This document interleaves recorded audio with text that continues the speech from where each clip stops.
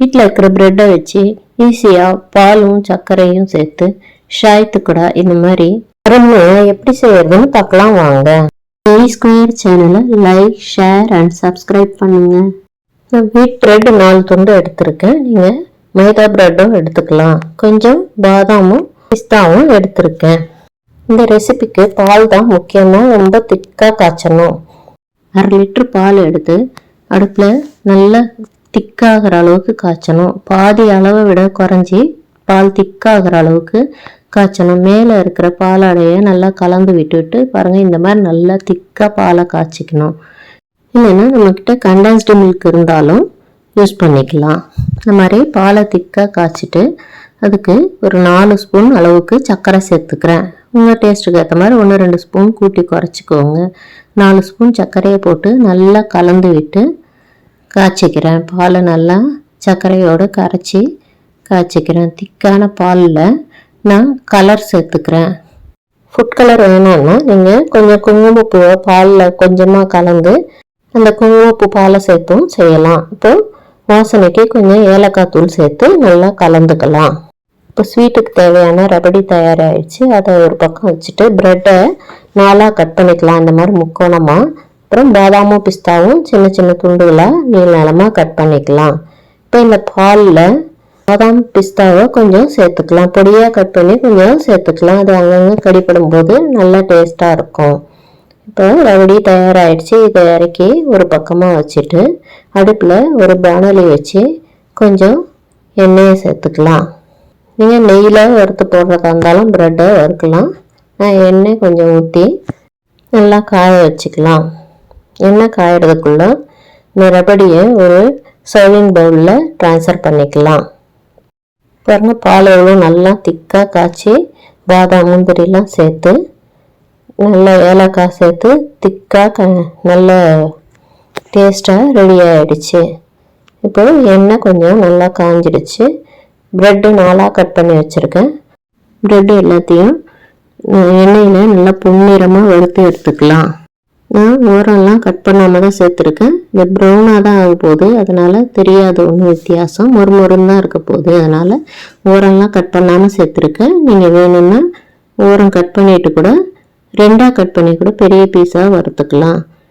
இதுக்கு மைதா ப்ரெட்டு, கோதுமை ப்ரெட்டு, இல்லைன்னா சாண்ட்விச் ப்ரெட்டு எது வேணால் ஸ்வீட் ப்ரெட்டு கூட சேர்த்துக்கலாம். ஆனால் சால்ட் ப்ரெட்டோ இல்லை மல்டிக்ரெயின் ப்ரெட்டோ பயன்படுத்தி செய்யாதீங்க. அது டேஸ்ட்டு நல்லா இருக்காது. எல்லா ப்ரெட் பீஸும் நல்லா இந்த மாதிரி கிறிஸ்பியாக வறுத்து எடுத்து வச்சுக்கலாம். எல்லா ப்ரெட்டும் நல்லா வறுத்து எடுத்துட்டு இதுக்கு தேவையான அளவுக்கு சுகர் சிரப்பு ரெடி பண்ணிக்கலாம். ஒரு பாத்திரத்தில் 1 கப் சர்க்கரையும் 1/2 கப் தண்ணியும் சேர்த்து நல்லா கொதிக்க வச்சுக்கலாம். சர்க்கரை நல்லா கொதித்து கொஞ்சம் திக்காகணும். சர்க்கரை கரைஞ்சி நல்லா கொதித்து கொஞ்சம் பிசுன்ற அளவுக்கு கொஞ்சம் திக்காக வரணும். நல்லா ஒரு 2 நிமிஷம் கொதிக்கணும். பாகுபதம்லாம் எதுவும் தேவையில்லை. கொஞ்சம் கொதித்து திக்காக இருந்தால் போதும். நிறைய தண்ணி சேர்த்துறாதீங்க. கொஞ்சம் திக்காக கொதித்து இந்த மாதிரி 2 நிமிஷம் கொதித்தா போதும்.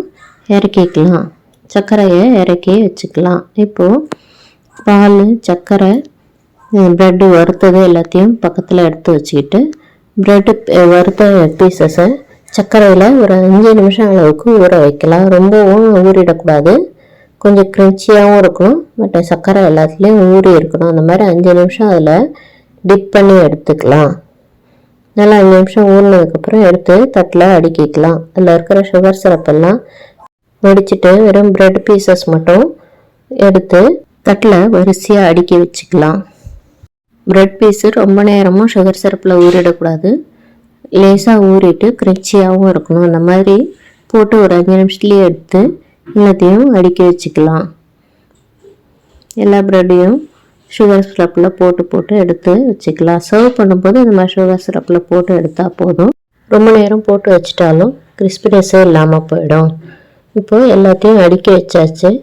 இப்போ ஒரு 5 பீஸ் வரும் சர்வ் பண்ணலாம். இப்போ ரபடி எடுத்து அது மேலே பாலை ஃபுல்லாக ஊற்றிக்கலாம். மொத்தமும் பாலில் நினைகிற மாதிரி ஊற்றக்கூடாது. ஒரு சென்டராக கொஞ்சம் அளவுக்கு ஊற்றிட்டு கொஞ்சம் கார்னர்லாம் ஊறாமல் கொஞ்சம் கிரின்ச்சியாக இருக்கிற மாதிரி இருக்கணும். கொஞ்சம் ப்ரெட்டு க்ரன்ச்சியாகவும் இருக்கணும், நல்லா கொஞ்சம் பால் சுகர்லாம் ஊறியும் டேஸ்ட்டாக இருக்கணும். அந்த மாதிரி சர்வ் பண்ணணும். கடைசியாக அது மேலே நறுக்கி வச்சிருக்கிற பாதாம் துண்டுகளும் பிஸ்தா துண்டுகளும் தூவி அழகுபடுத்திட்டு, இதுக்கு மேலே கலர்ஃபுல்லாக இருக்கணும்னா கொஞ்சம் டூட்டி ஃப்ரூட்டியும் நான் சேர்த்துருக்கேன். சிவப்பு பச்சை கலரில் டூட்டி ஃப்ரூட்டியும் சேர்த்துருக்கேன். பாருங்கள், பார்க்கவே எவ்வளோ அழகாக இருக்குது. இது டேஸ்டியான இந்த டிஷ்ஷு ஈஸியாக ப்ரெட்டு பால் வச்சு வீட்டில் இருக்கிற பொருளை வச்சே செஞ்சிடலாம். இந்த ப்ரெட் ஸ்வீட் எப்படி இருக்குன்னு கட் பண்ணி சாப்பிட்டு பார்க்கலாம். ப்ரெட்டு க்ரன்ச்சியாகவும் பாலோட டேஸ்ட்டு இந்த நட்ஸு எல்லாம் சேர்ந்து அவ்வளோ அருமையாக இருக்குது. இன்னும் நம்ம சேனலில் ப்ரெட் பால்ஸு ப்ரெட் ஹல்வா எல்லாமே போட்டிருக்கோம், செஞ்சு பாருங்கள். ஷாய் தொக்டா ஸ்வீட்டு செஞ்சு பார்த்துட்டு எப்படி இருந்ததுன்னு கமெண்ட் பண்ணுங்கள். வீடியோவுக்கு லைக் பண்ணுங்கள். விழி ஸ்கொயர் சேனலை சப்ஸ்கிரைப் பண்ணுங்கள்.